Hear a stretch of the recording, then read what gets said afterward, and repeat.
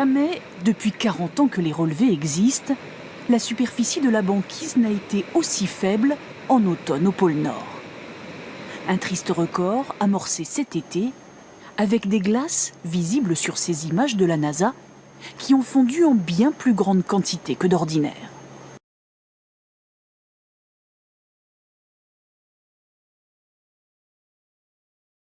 Avec parfois des conséquences dramatiques, de nombreuses victimes en Pologne, également en Italie.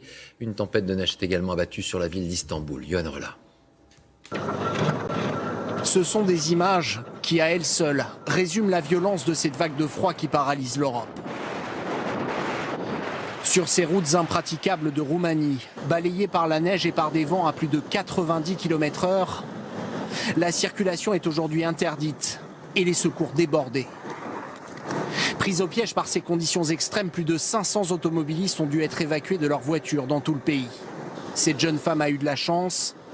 Piégée dans son véhicule sur la route de la maternité, elle a pu donner naissance à son enfant dans le camion des pompiers. En Pologne, les températures s'apprêtent à passer sous la barre des moins 20 degrés pour la 3e nuit consécutive. Partout, les autorités organisent ces campagnes de recherche exceptionnelles pour trouver les sans-abri et les mettre au chaud en urgence. Malgré leurs efforts, le froid vient ici de faire 10 victimes en 2 nuits. La vague de froid qui s'est abattue sur l'est de l'Europe a déjà causé la mort de 38 personnes. Lundi, le Centre polonais de sécurité nationale a annoncé le décès de 10 sans-abri dans la seule journée de dimanche. En cause des températures polaires inférieures à moins 20 degrés. En République tchèque, ce sont au moins 6 personnes qui sont mortes de froid depuis vendredi. Là encore, il s'agissait de sans-abri. 4 des 6 décès se sont produits à Prague, la capitale. Les Balkans n'ont pas été épargnés. Il a fait jusqu'à moins 33 degrés en Serbie. Partout, de fortes chutes de neige ont paralysé les grandes agglomérations, comme ici à Sofia. Les Balkans, la Grèce, l'Est de l'Europe sont particulièrement frappés par des températures glaciales. Moins 20 degrés la nuit, des conditions extrêmes qui auraient fait plus de 70 morts depuis une semaine. Les plus menacés sont les personnes âgées et les sans-abri. Les migrants sont particulièrement exposés. L'inquiétude des ONG est grande pour plus de 15 000 réfugiés en Grèce, dans des camps inadaptés au froid. En Serbie, les autorités appellent les migrants à se mettre à l'abri. Dubrovnik sous la neige, des images féeriques qui cachent une réalité préoccupante. En Bulgarie, par exemple, la consommation d'électricité et de gaz a atteint son plus haut niveau depuis 20 ans. À Londres, plusieurs vols ont été annulés à Heathrow. La neige, un peu partout, rend le trafic difficile. La France est touchée elle aussi depuis hier soir par une violente tempête qui a provoqué la mort d'une femme de 43 ans, tuée ce matin par la chute d'un arbre dans les Alpes-Maritimes. Au plus fort de la tempête, quelques 330 000 foyers ont été privés d'électricité en France.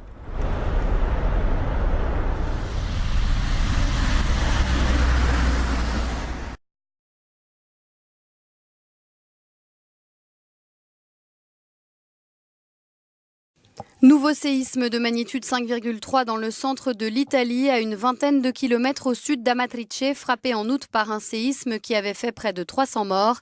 L'épicentre a été localisé entre Pitignano et Montereale. La secousse a été ressentie jusqu'à Rome, où le métro a été fermé par précaution, mais aucun dégât n'a été signalé dans l'immédiat.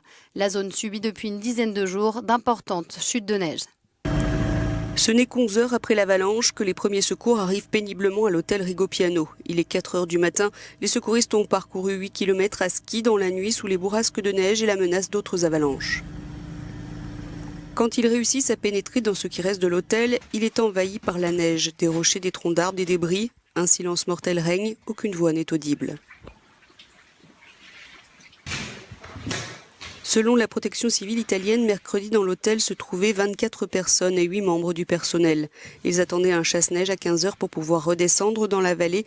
Il est arrivé trop tard, après la coulée de neige. La violence de l'avalanche a pratiquement détruit le bâtiment de 3 étages, le déplaçant d'une dizaine de mètres. Il n'avait pas autant neigé dans la région des Abruzzes depuis 50 ans, entre 2 et 5 mètres de neige cumulée.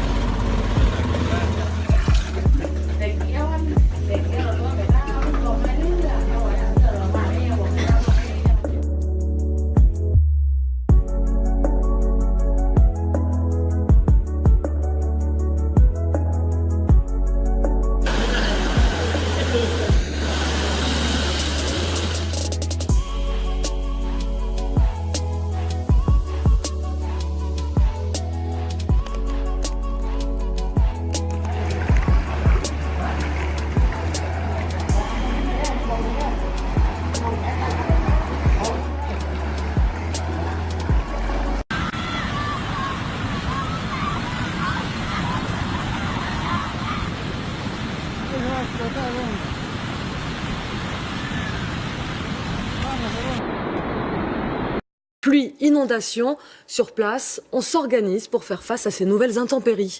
Sébastien Pouquet et Christophe Larocca. Une pluie incessante sur l'île de Beauté et sur des routes départementales comme celle-ci. Les premières difficultés ce matin.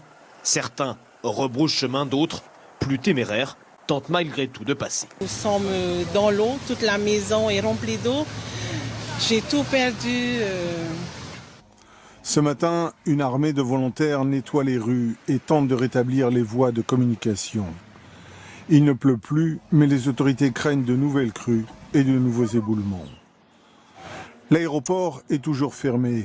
Là aussi, on s'efforce de rétablir la situation le plus vite possible.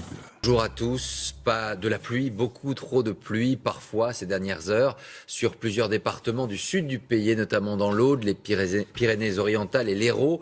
Plusieurs habitants de la commune d'Olonzac ont dû être évacués de leur domicile en raison d'une forte crue. Gian Benzina, Véronique Gaglione. Ils écopent, saut après saut. Ce matin, les habitants d'Olonzac ont les pieds dans l'eau. La rue principale a été inondée par la rivière Espen. En cause, de violents orages. À 3 h du matin, il est tombé jusqu'à 230 mm d'eau.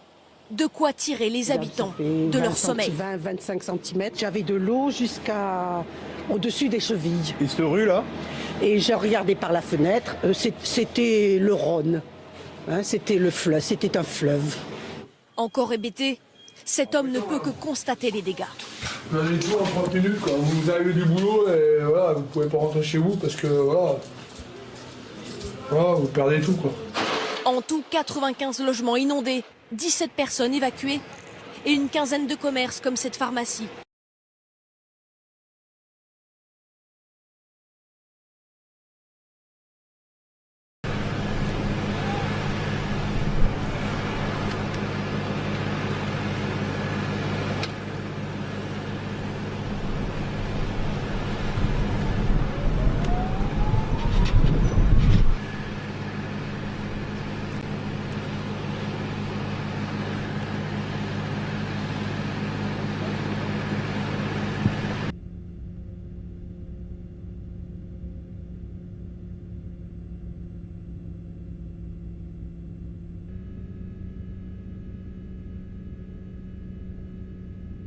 Il ne reste plus grand-chose de la ville de Santa Olga.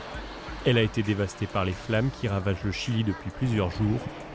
290 000 hectares sont déjà partis en fumée. Hemos tenido siempre incendios forestales, estamos acostumbrados, pero incendios que duran de un par de horas a lo más un día. Pero ahora un incendio que lleve más de 10 días, que pase de una comuna a otra, es totalmente anómalo para nosotros. Des Canadair américains et russes viennent en aide aux pompiers sur place, mais le feu semble inarrêtable. Heureusement, les zones d'habitation touchées ont pu être évacuées à temps. La présidente Michelle Bachelet s'est rendue sur place.